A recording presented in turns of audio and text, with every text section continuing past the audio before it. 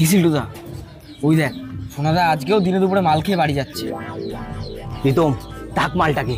আরে না, আবার এসে ভুলভাল প্রশ্ন করবে। আরে করুক প্রশ্ন, আজ জিকে পড়ে এসছি, সব প্রশ্নের উত্তর দিয়ে দেবো। বলছিস? হ্যাঁ।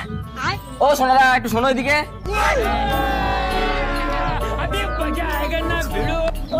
হ্যাঁ বল, কি হয়েছে বল। আবে শালা, তোর না বাড়িতে বউ বাচ্চা আছে, আর তুই প্রতিদিন দিনে দুপুরে মাল খেয়ে বাড়ি বেরিস? শালা মাতাল। রে রিতম, মালটা তো আজকে কোনো প্রশ্ন করলো না। সিলটুদা, আমার মনে হয় তুই যে আজকে জিকে পড়ে এসছিস এটা সোনাদা জানতে পেরে গেছে। ও তাই? তাহলে তো মালটাকে আজকে ছাড়বো না। ও মাতাল, এদিকে শোন।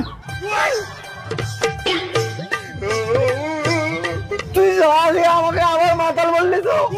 তোকে আমি এখন প্রশ্ন করবো, উত্তর দে শালা। প্রশ্ন করবি?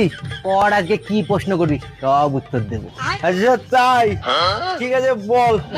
তুই অলিম্পিকে দৌড়াচ্ছিস 100 মিটার দৌড়, তুই থার্ড পজিশনে ছিলিস, সেকেন্ড পজিশনকে দৌড়ে টপকে গেলি, বল তাহলে তোর রেজাল্ট কি হবে? এটা সোজা উত্তর, আমি ফার্স্ট হব। তুমি হচ্ছে একটা আস্ত কেলানি। তুমি যদি সেকেন্ড পজিশনকে টপকে যাও তাহলে তো তুমি সেকেন্ড পজিশনই হবা নাকি?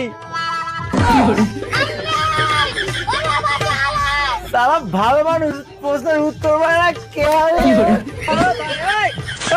চলো এবার প্রশ্ন করছি, উত্তর দে। 1 বস্তা তুলো আর 1 বস্তা লোহা, বল দুটোর মধ্যে ভারী কোনটা? ভারী কোনটা? আমাকে বোকা পেয়েছো নাকি? দুটোই যখন 1 বস্তা করে আছে, দুটোরই ওজন একই তো হবে নাকি? না, ভুল উত্তর। তুলোর ওজন বেশি ছিল। তুলোর ওজন বেশি ছিল কি করে? কারণ লোহা ছিল 1 কেজির বস্তায় আর তুলো ছিল 50 কেজির বস্তায়। ঠিক আছে, এবারের প্রশ্ন। একটা ছেলে ন্যাড়া হতে গেছে নাপিতের কাছে, তার কাছ থেকে নিয়েছে 10 টাকা। এবার বল, যদি 50টা টাকলা ন্যাড়া হতে যায় তাহলে নাপিতটা কত টাকা নেবে? হ্যাঁ, এই দাঁড়া, অনেক জিকে পড়েছিস তুই, এবার আমি উত্তর দেবো। 50 × 10, 500 টাকা নেবে নাপিতটা। তুমি আরেকটা কেলানি, টাকলা আবার কবে থেকে ন্যাড়া হয় ভাই? ঠিক আছে, চলো এবারের প্রশ্ন। শিল্টু বল, তোর গার্লফ্রেন্ডের বাড়িতে আগুন লেগেছে আর তোর মার বাড়িতে আগুন লেগেছে, একটা অ্যাম্বুলেন্স এসে আগুনটা সবার আগে কোন বাড়িতে নেভাবে বল? শোন, যেহেতু মা আমাকে জন্ম দিয়েছে, অ্যাম্বুলেন্সটা আমার মার বাড়িতে এসে আগে আগুন নেভাবে।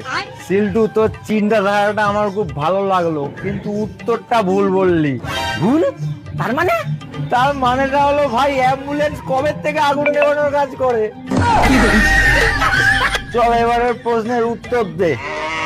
আমাদের ভারতবর্ষে 20খানা বাচ্চা জন্মগ্রহণ করলো, অস্ট্রেলিয়াতে 20টা বাচ্চা জন্মগ্রহণ করলো।